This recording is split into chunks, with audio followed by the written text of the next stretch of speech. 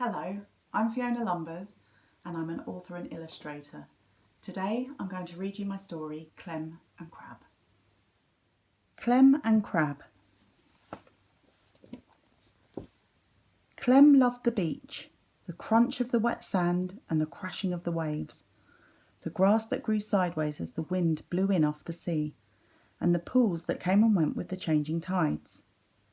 She would collect up the treasure that washed ashore, but also the things that other people had left behind. One day, as she was gathering everything in her bucket, she spied a flash of orange. Then again. A crab! The crab watched her as it crawled under, over, and in between the rocks. But later, as she was ready to head back with her bucket full, Crab had disappeared. Clem smiled as she told her sister about the crab, how they played hide and seek among the rocks. Together they sorted through her treasures, one pile to put back, the other to be recycled. There were shells and pebbles and pieces of glass that glistened like precious jewels, but also coloured plastic lids, bottles and netting, and even a plastic bag. The bag felt heavy. As Clem looked inside, she glimpsed a flash of orange. It was Crab, his claws stuck in the twisted plastic. Gently, she untangled him. "Can I keep him?" Clem pleaded. "No, Clem, he belongs in the sea," her sister said. Sadly, she headed back across the beach to the pool of water. Plop! With a small splash, Crab was gone. "Be careful, Crab," Clem called. The sun was setting as Clem and her sister caught the bus home. Clem looked back at the beach and thought of Crab. "Bye-bye," she whispered. Ouch! Clem felt something nip her leg. Crab!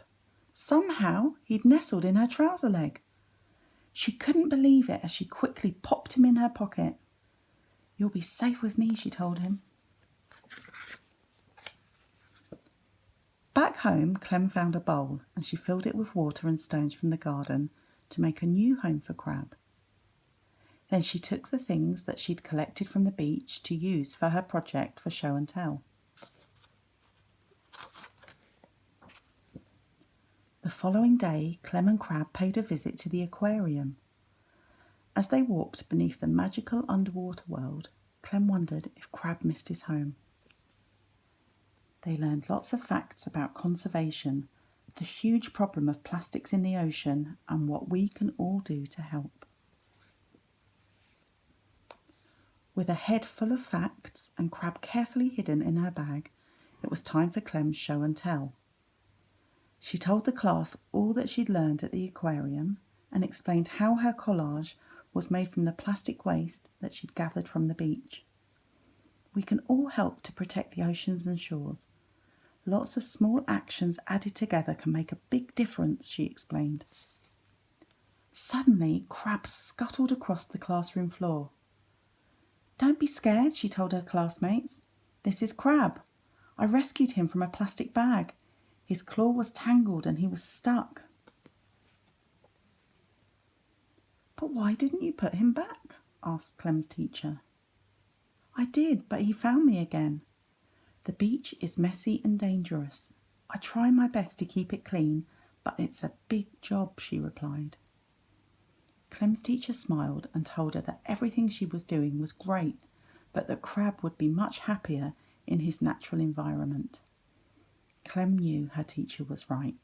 She would have to take him back to the beach. At the weekend, Clem and her sister took the bus back to the beach. This was usually Clem's favourite time of the week, but today she felt a bit sad. When they arrived, Clem simply couldn't believe her eyes. There, on the sand, were her classmates, all helping to clean up the beach. "I made a difference," she called. "We can all make a difference."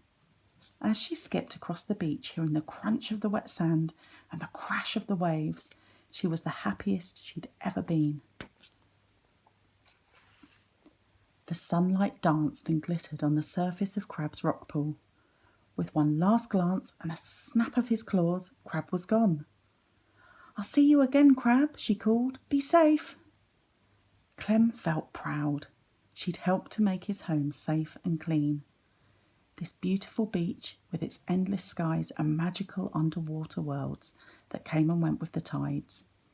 Clem made a promise that she would always look after it for Crab and all the other sea creatures.